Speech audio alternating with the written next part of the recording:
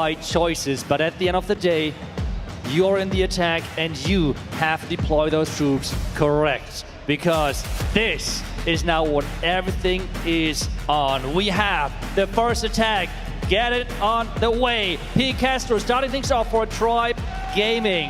And we are here with Root Riders with this quick start with the blimp in the beginning to get this match under his way. And he finds the Tornado Trap right off the bat. The Yetis grab that value. Town Hall launches some of the shots, but it's okay. No rage needed.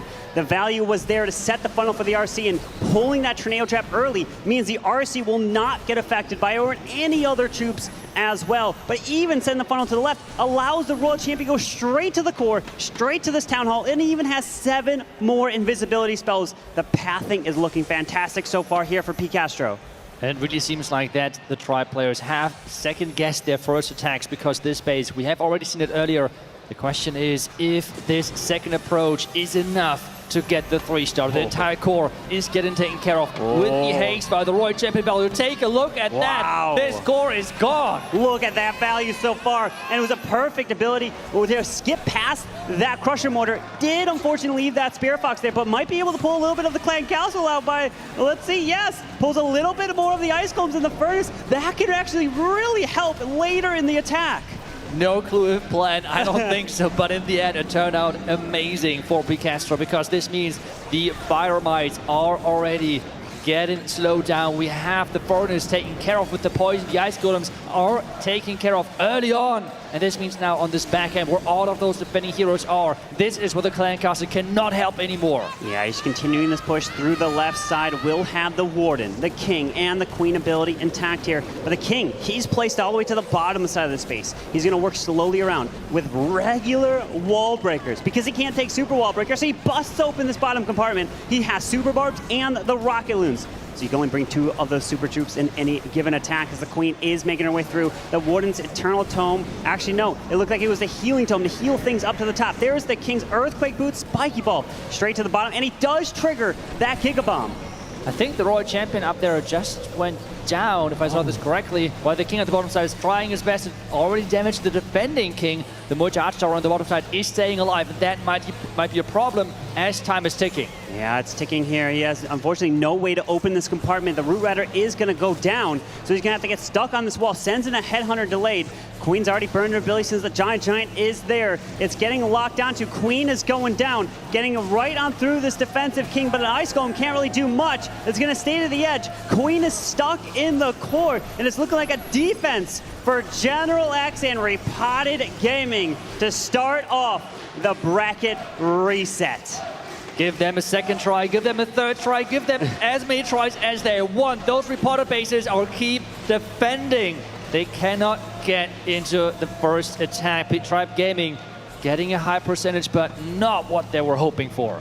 Not what they were hoping for at all, with an 87% 2-star there for Tribe. And now if Repotted Gaming answer with a 3-star of their own, it just seems like the momentum all day has been on Repotted Gaming's side from match number 1, taking out Elevate. Match number 2, and forcing this match here in the bracket reset is just an impressive performance. And P. Castro, he's now officially done. There's no more attacks in the competition that he can bring. He has to now switch over, help his teammates, plan those attacks, and help with the spotting. And we know if it is who we think it is right now, Leo, if he's up next for Repotted Gaming, can he start it off? Is it going to be the Lightning Queen Arrow that has been dominating today for them? And it is Hiritsu. So let's see, can he take down that Water Crusher, or is he going for something different? We have the first set of loons to see if there's any traps hidden on this far left side. We have the Earthquake, there goes the Giant Arrow, there we have the Lightnings. The Turn Tower stayed up though. Barely missed that Multi-Inferno. That's a little bit of a break that Nebrex and Tribe Gaming are hoping for. So we have this Warden and Queen charging together in this bottom compartment. Does have a recall to be able to pull this Queen back. The healers need to heal her up, and does just get that Invis spell off. The timing was perfect there. Another Invis to continue to try to protect this Queen. Can he grab the ground expo and then pull this Queen back? It would maybe. Yeah, defense. Oh!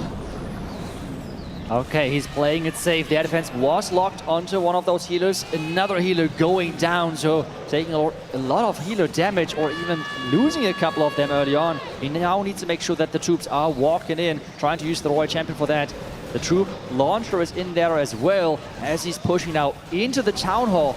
But that Inferno Tower in the core, it stayed up. It stayed up, but not only that, it got repaired back to full health because of the Builder Hut that was right next to it. But he's continuing to push through. The Royal Champion taking damage from the Spring Trap. Balloons spawning from that troop launcher, but continuing into the core. But Itsu, he hasn't dealt with the defensive CC, so he will have to encounter that, which most likely will have Furnace, Ice Golem combination, which means his troop can get frozen on approach to the backside. There goes the Overgrowth to make sure that that Mortar Crusher is not dealing too much damage as the defending Clan Castle is leaving now. He's dropping the poison to not just catch that Furnace, but as well the defending Minion Prince. We have the Royal Champion charging forward with those troops together. The King on the outside still having his ability and the Royal Champ as well, but he needs to be careful. That Royal Champ, if she's charging too much for it, she might lose her alive. Oh, he has to go with the freeze on the Minion Prince because it locked down the RC. Gets her ability off. She goes invisible from the Spirit Fox. King did backtrack towards the multi-archer tower. With the King ability, Ice Golem for the backside for something. Maybe that Ricochet Cannon, but there's a lot left here. Itsu, roots are gone. Gigabomb next to that Monolith, but now it's about the percentage game. We had 87% from P. Castro. Can he approach that mark? It doesn't look like it as the top side. The King's gonna get pulled into the Queen, and he's gonna go down, and Tribe can have the lead after the first set of attacks. The spiky ball going through, and this might be the defense which Tribe was hoping for, because this is going to finish around the 80% mark. They might have the lead early on in this match, but it's just a couple of percentage points. Just a few buildings difference in this match. Remember, if you're just joining, this is it. This is the final match. The whole weekend comes down to this. I guess not really the whole weekend, the whole year comes down to this war right here. And only 8 attacks remain. 1 from each side already. 81% there for Leo, 87% for P. Castro. That means Tribe Gaming will have the lead right now going to the next set of attacks. But that defense from Tribe has to be a motivation booster because it just seems like you couldn't stop Repotted from the previous wars. Yes, this has to be the best possible situation for Tribe in this, with the first attack of themselves, because now they might have their hope back. We know that they're incredible attackers, and Nebrax is up next. Is he going to bring his dragons again into the mix? And yes, indeed, we see the dragons. No bonus this time around, no shenanigans, instead just the Royal Champion charged with 12 invisibility spells and quite some rocket loons to make sure that that Royal Champ is going into the direction he wants her to go. We have the shot on the far left side, and even a Blim getting invested to really push that Royal Champion onto that bottom side, and then later on into the Town Hall. He's crossing his fingers, hoping the Royal Champion doesn't find that Tornado Trap, because that can really mess up a plan as an RC's trying to charge her way through. Maybe Invis bottom side to help get the RC into that multi. The Ice Golems are there. The RC's getting distracted on some Skellies, but she is going back into the core, and I think his plan is to try to get this RC to go to the Town Hall. It's risky with the Ice Golems being there. Ice Golems do not draw that Royal Champion. She should be clear, and Town Hall should be on approach after this Ground Expo. Ooh, the Ground Expo's up next. He's taking a couple of shots from that Town Hall. Can he make it work? Okay. The Town Hall is under attack, and it should go down with the activation of the Haste Vial. Where is she heading next? We have her go for the top core, which means the next Inferno Tower is on the menu. Builder Hut right after, and 2 more invisibility spells left to be deployed. Oh, look at the value that Nebrax is pulling off here. Getting the Town Hall, getting one multi, getting the other, and he's continuing through, and the Ricochet Cannon can go down to the core as well. What a crazy opening. The Double Black Man, though, is going to catch from the Hound, which means now with the Dragons are coming in, we have everything else to follow. He still has then a lot of base left, and those storages mean that those dragons still have to go into the core. Yeah, he is coming from behind the sweeper from the top side, but I'm going to hang on to the warning ability. The queen, though, is off to the right. The headhunter perfectly timed to come for the king to keep that queen going. She can grab the fire spitter, the air defense at the bottom side. Let these dragons work together at the top. The minion prince ability, maybe after he can lock onto the poison spell tower, that could be a perfect line with the minion prince. No, he's waiting, really trying to wait as long as possible. Because he has the Eternal Forest, making sure that he's protecting all of those dragons. All the damage taken so far is getting healed up again. The Queen ability is still there. He's using that now to spawn that Giant, but he cannot reach into that compartment. The Giant has to go through that compartment. Not too much damage. Oh my, that Minion Prince ability was crazy good. A brilliant Minion Prince ability to slow things down. There's the Tornado Trap from the Rocket Loose. Giant's getting into this bottom compartment. Does find quite a bit of traps. He goes down, but it's going to be up to the Minion Prince with 37 seconds. We do have a Phoenix, so he will come back to life. Queen is taking some damage to it. She's also helping a handful of dragons with this Grand Warden. It's looking good if he can continue through this bottom side. Time is ticking as the Minion Prince is going crazy with that Dark Crown, making sure that damage is getting pushed out there. He is sure that this is going to be a 3-star, even though the Black Mine catching the Minion Prince. But this is the first 3-star for Tribe, not just in this match, but as well in the first, both matches combined, and they are back in it. You can see the nerves on his excitement there. He was just excited to get that 3-star, but was like, okay guys, this is it. We are so close. We've never been this close before. We've been runner-ups to Repotted Gaming last year. We've come so close in many years past. But that 3-star is a huge motivation boost for their team. And we have everyone here in the crowd. They can feel it. It's coming close. Can Tribe finally get over that hill? But we've got all these amazing players left for Repotted Gaming. American, if he can triple, that would be a huge answer. Can Temper step up, provide that defense, and it's the double overgrowth strategy. No lightning, no giant arrow for this queen combination, and let's see if he can keep that value for this Royal Champion. And take a look at that. We see Tribe Gaming not taking any risk whatsoever with their core compartments. They have just such a stacked core with the Rage Tower behind the Town Hall. The question now is, can we see a Royal Champion charge with as well as crazy value as we have seen earlier? Nebrax was able to get so much value. Looks like the Royal Champion is actually going to the top side towards this Tesla. Has to make that invisible to reroute the RC back into the core. Ice Golems are there. Watch out. RC, do not get locked onto those Ice Golems and get pulled to the top. And she does. She locks onto one. He recalls that Royal Champion. It's okay. It's not like she got stuck, and if he had a lot of invises, the RC would have not been able to get too much value after that.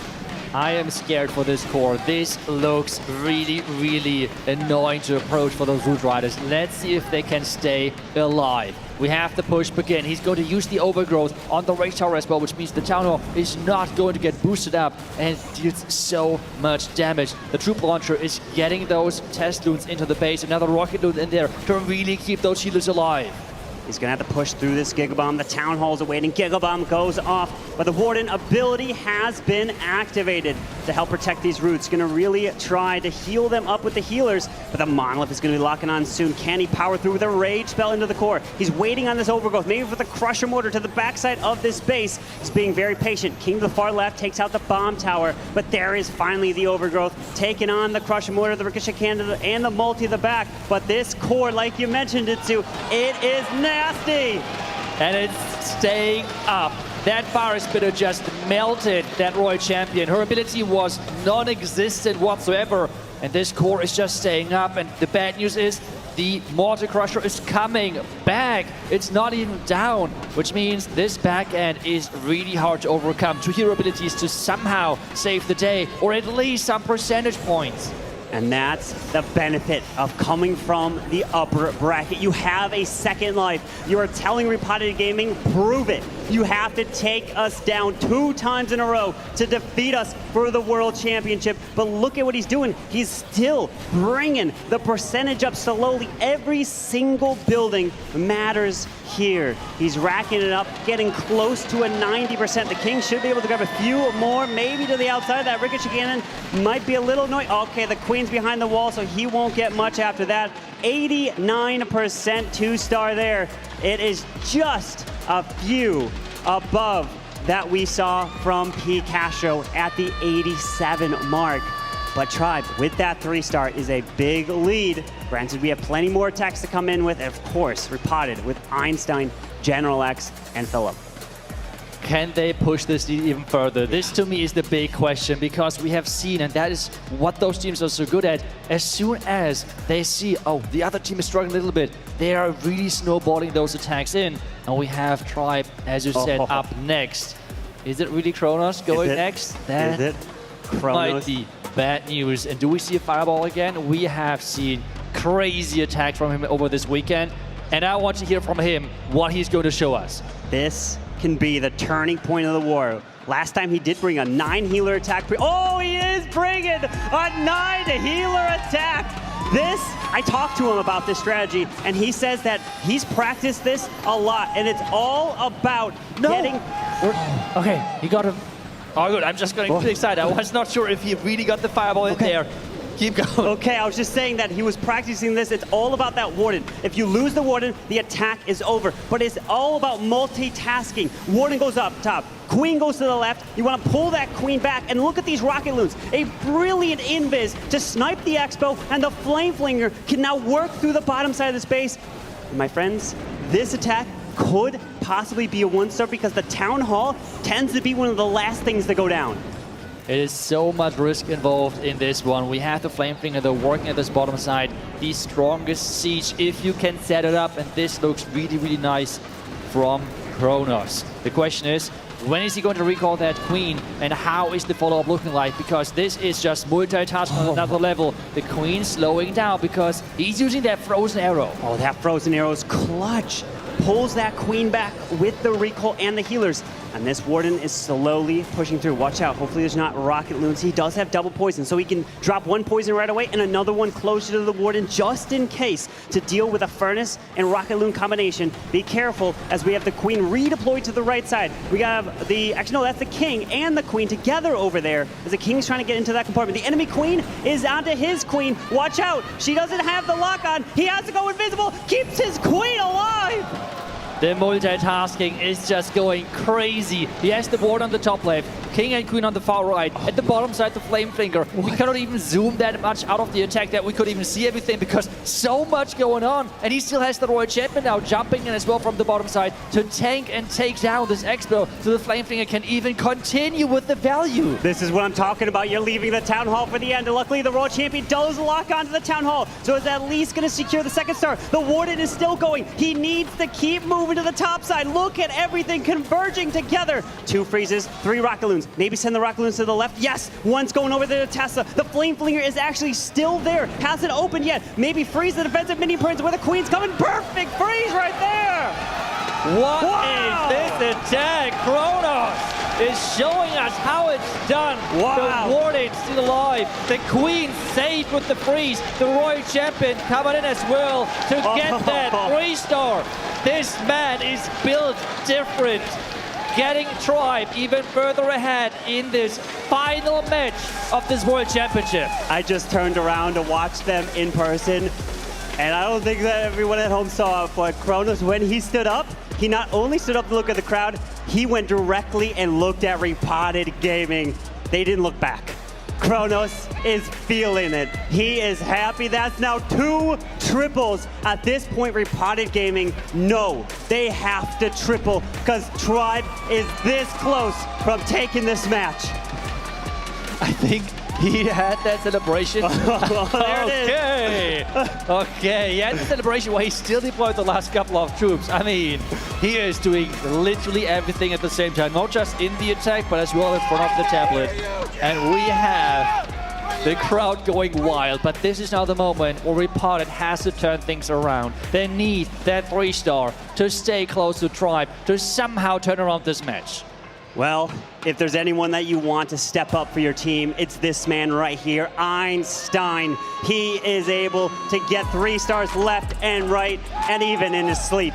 Let's see if he can do it here with a Warden Fireball. I'm assuming it's with the Fireball here. We got the Angry Jelly on him. Let's take a look. There it is, indeed. We have the Fireball with 2 Earthquakes to use.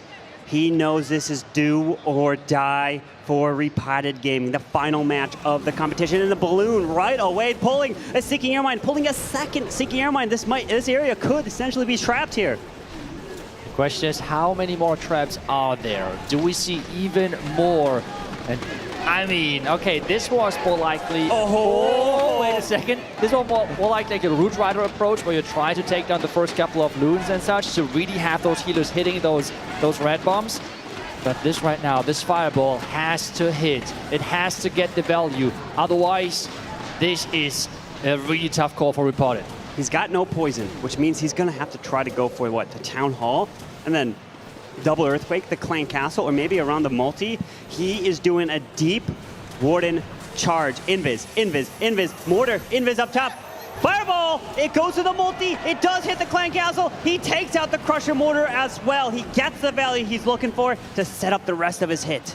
Really great Fireball right there to get that value. Now even taking down the further behind Expo to make sure that he can set up that Flame Flinger. It is quite late, but still it can get the value as long as it's isolated and it can work on its own. Very nice start for Einstein. He knows he can leave the Town Hall for the end just because he's got to risk it for the 3-star as the Flame Flinger continues through the left untouched, perfectly safe over there. And the Warden is about to step into range of that Giga Bomb. Ricochet Cannon's there, so you have to be careful with the damage of the multi-archer tower as well. Keep your eye on that, as he does now also send the King and Queen to the bottom. Time will be a factor, so you have to move everything from the base, every side of the space at the same time, so you can convert into the cores. The King is walking through the bottom with his ability, and he decides to use the Skelly spell to distract that Monolith. There goes the wall, because we have now the opening towards the Town Hall. This King and Queen Hero Dive can get access to the Town Hall, but the question is, do they have enough power? There we go, the Rage. We have as well now the healers raised up to really keep those troops alive. The Freeze in there as well to make sure that they're getting those buildings out. But this backhand is still looking dangerous. It's still looking like really not easy to overpower. He still has the Royal Champion, not even deployed yet, with an Invis and 3 Rocket Loons left. He is looking good. It's about time here. The King and Queen have walked to the backside. They will continue into the core. 1 Invis, will use it for the Queen to grab the multi. The Warden is now locking on onto the enemy Royal Champ. Headhunter's in. There's the Invis. Take that out. Pops the RC ability. Rocket Loons as well. Rocket Loons to really take down the less hope out of this base, because this is Repotted answer to Tribe Gaming. They're getting their first 3-star on the board as well, and this means that this match is far from being over. He keeps Repotted in this match. The hope's still there. 2 triples from Tribe, but an answer from Einstein, getting it done with the Fireball when they needed it. The pressure is mounting. And for Repotted Gaming, we have still the man who's considered the MVP. General Axe is still there, the captain in the middle of that lineup. He will most likely probably be next for him, as Philip has been attacking last, but we're now going to move over to the Tribe side. We still have Rikirez and Temper. If I'm looking, if we are zooming into Temper, that means he might be up next. And could Rikirez be the one? Oh no, Rikirez, okay. Rikirez is the next. Temper wants to close it off, which he has done many times. And I think he has the best hit rate when he does not need to 3-star, because he's always 3-starring right then. So let's find out what Rikirez is going to do for his team, as we have a couple of those Rocket Loons damaging those outside Wizard Towers. Now the Royal Champion exactly at the 50-second mark. This is important to get those timings in for those invisibility spells, and he's going right into this Poison Tower compartment. And keep your eye on any traps, including that Tornado Trap. He is trying to get the value with this RC 1 by 1, deploying those Invises. She's going to the bottom side, uses another one. She can path into the core, and yes, indeed, she's going exactly there. Another Invis, Earthquake. She's going to be able to grab the Town Hall. Another Invis, and he's continuing. Yes, the Spirit Fox took some damage, but the Town Hall going down, plus everything else, is fantastic so far. This is crazy. Really good control over the Royal Champion. And as well with that, avoided the Poison Tower, because that would have slowed him down quite a bit. Instead, getting the Town Hall, getting the core, everything is gone. But at the same time, this is a heavy investment. Remember, this means no overgrowth, no other crazy spell support. He is relying on his troops and his hero abilities to make this work. Enemy Queen is there targeting the Valk, so they're going for the wall, but the Headhunter jumps, going to be able to try to help take this Queen down. The Headhunter unfortunately does go down, so the archers are trying to take the enemy Queen down over the wall. The archers do secure her, so at least any distraction up there is gone. So his Queen and the Roots are continuing through this bottom side, one by one. The King also deployed to the bottom. Warden's going to hang on to his ability as long as possible, probably trying to use it when he approaches that Crusher Mortar to the middle of this base. This is going to be the crucial moment when he's going, and if he's going to take down the Mortar Crusher, the Tornado Trap is going to delay things even further. The freeze was really nice to really push into that power of the base. When is the Warden popping? There it is. There we go. The internal ability is getting used. He has to get quick access towards that Mortar Crusher. Otherwise, things might go down. He turned that Minion Prince invisible, and it's going to deal a lot of damage. Yeah, it's doing a lot. The Crusher Mortar needs to go down with these Roots assisting. The Queen and King still have their abilities. The Queen can pop hers soon, so the Giant can get out in front. But look, the top side, there are some open compartments up there, so the King can walk his way in and out of there with no wall breakers left. The Roots need to move through. The defensive King is there. Drops a minion to the top side to help with cleanup. What about the gold storage that's off to the left over there? Keep your eye on that, but he's still waiting as long as possible to use his cleanup and this ability of the King. With the Queen ability, making sure that he can get through that compartment a little quicker. The Giant has gotten that wall open. The King, as I said, can leave and enter into the base. Giant bombs on the outside, but that spiky ball has to get him the 3-star. And there we go, going through. Queen is there, Queen close, Warden, and this is again the answer from Tribe Gaming. What? That is now 3 triples for a Tribe, forcing Repotted Gaming to have to triple with General X and Philip just to tie this war, because Repotted Gaming have an 81 and an 89%. is not on their side. So Temper really at this point could be getting the percentage to lock it up. And I just said, this man is at its best when he does not need 3-star. Yeah. And this is really, when he's going for the safe 2-stars, this is where he's just smashing bases. But at this point, Repotted Force have to do everything in their own power to get 2 more 3-stars. Otherwise, it does not matter whatsoever. They are now put on the spot because they have the deliver of those 3-stars, and the MVP himself, it seems like, is going in next. Their hopes and dreams for a repeat comes down to this attack. If it doesn't triple, it is pretty much out the window. This must 3-star here for Repotted Gaming. Yeti off to the right. The Hog Rider, nice touch to jump out in front to test for any Tessels to protect that Flame Flinger. He does even pull the poison and takes out that enemy Queen with the distraction of the Yeti. And we are seeing the Warden down to the bottom side. He's going to move slowly through it, but we are going to see a Yeti smash style attack. Yeah, that Warden has to really get this Expo and the Wood Archtower, and if possible, get as well that Ricochet Cannon. He needs to set up the pathing into the tunnel for those Super Yetis. And the question is, can he get that quickly enough? Because that Angry Jelly is running out pretty soon.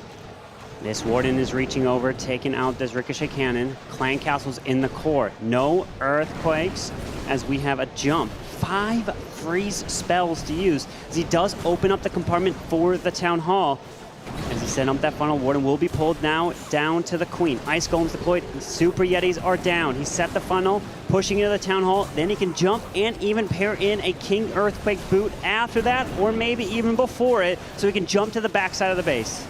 We have the Furnace on the far left side doing its job, spawning Firemites and taking down the outside buildings, where we have now the interesting push into that core. Everything is relying on this one. The Royal Champion in there as well, trying to really push those troops even further to the side. The Ice Golems are in there and distracting all those troops. Yeah, with this push into the middle, There's the King's Earthquake Boots trying to continue through, but he can't really reach that Crusher Mortar unless the Queen has to reach over the wall, but he's going to get stuck on the wall. Enemy World Champion takes out his Ice Golem, so freezes up. Headhunter joins his RC. The Flame Flinger is still there. They're converging into the top side. The defensive Minion Prince is hitting, but the Warden ability is still there. Just goes off perfectly to continue this push to the top side. And as all of this is going on, the Flame Finger is still working. General X is feeling it. There's another freeze coming in. And with those defenses going down one by one, we see just only troops left in this attack because this Giant is not going down anymore. And there is plenty of time left. General X has done it again. He has kept his team in this competition. That 3-star was clutch. Can the closers of Repotted Gaming hold off and make the comeback? But really, the fate of Tribe Gaming is going to come down to the hands of Temper. If he's able to put up enough of the percentage, they can take this one and lock up the victory.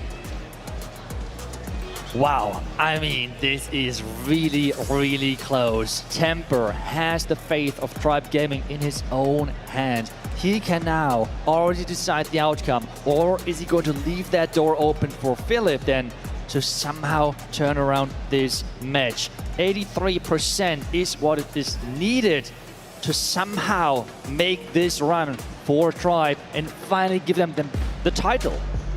83 is the tie.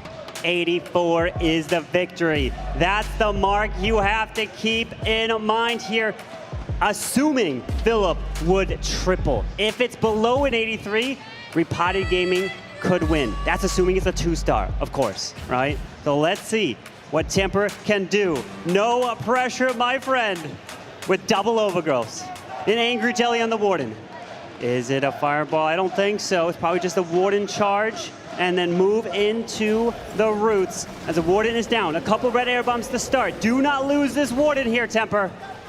With owning Expo on the Warden, he should be fine for now. But there's always the time pressure when you're using the Angry Jelly, because remember, it is going to lose the effect after a few seconds. Well, the Fire Spitter is gone. Can he get that Expo as well? Yeah, that Expo will be nice value as he's setting this up with 4 Rocket Loons, 4 Root Riders, the double overgrowth to be able to be used as he slowly will make his way around the base. But once his Expo goes down, you can start with the roots at the bottom. A Tassel does pop here. Does he try to grab that? He's going to get stuck on these buildings here. But there's the Queen, should pull the Warden, and indeed she does. Ice Golem is down. We have a Blimp as well selected so far here, Itzu. And he somehow needs to make sure that maybe that Blacksmith building is going down, because the Queen might get stuck on the Hero Hall and is then going to go to the left side because the other troops are keep moving forward. So let's keep an eye on that Archer Queen. Where is she going after that Hero Hall? No, she's staying with the troops, and that was super crucial. Nice Blimp there so that Town Hall does not hit the healers. Takes it down, also pulls out the Clan Council. Poisons it up in the core. Remember, 83% is the mark to tie. 84% is a war victory, and Tribe will be crowned the champions. He continues through with the King to the left. Snakes are jumping, finding quite a bit of traps, but there is a delayed Ice Hound pulling the poison and freezing this top section up. But this Archer Queen, he is forcing her into the direction of the Root Riders with a really, really smart deployed invisibility spell. Now it's all about this back end. The Queen, though, turning around. There are many defenses. The Warden might go down. Uh-oh, the Queen's going the wrong way. She's going to the bottom. Is this a chance for Repotted Gaming? There's the overgrowth onto the Monolith to stop hitting it because he wants this Rage Gem of the Warden. He's slowly moving through, but the Queen will have her ability, so she can actually stay to the edge, help grab percent over there. He's going to have to push through the top side into that Giga Bomb. Couple back and Rocket Loons for this multi to try to keep that Warden alive. Oh no, the Queen might go through the wall, and this will be really, really painful for her. No, instead, she's going around the outside, and that's exactly where he needs her, because this means that she might get some more percentage points. The King at the top side already went down, but the percentage points are just missing. He's just closing in on the 70% mark. Is the door open for Repotted Gaming? Remember, 83 is the tie. If Philip triples, they could win on the final attack. The Queen's still going, racking up every single building. Remember, that is why every building matters. 75, Giant's going through. Splash will kill these skellies. Multi-Arch Tower goes down. 77, just a few buildings down, but the real Queen's gone.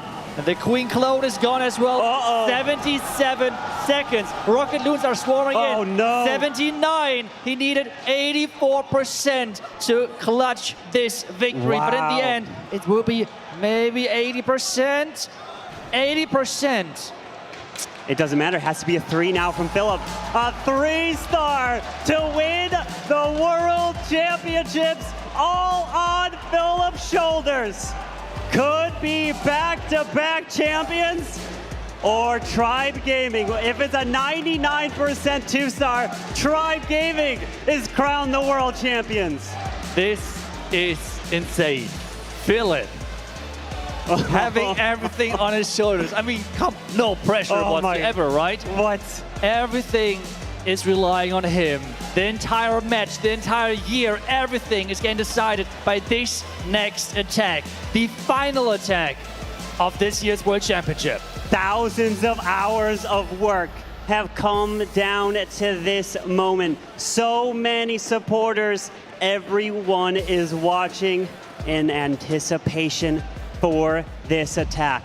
The final attack of the Clash of Clans World Championship in 2025 comes down to Philip and Repotted Gaming with a giant arrow and lightning spells.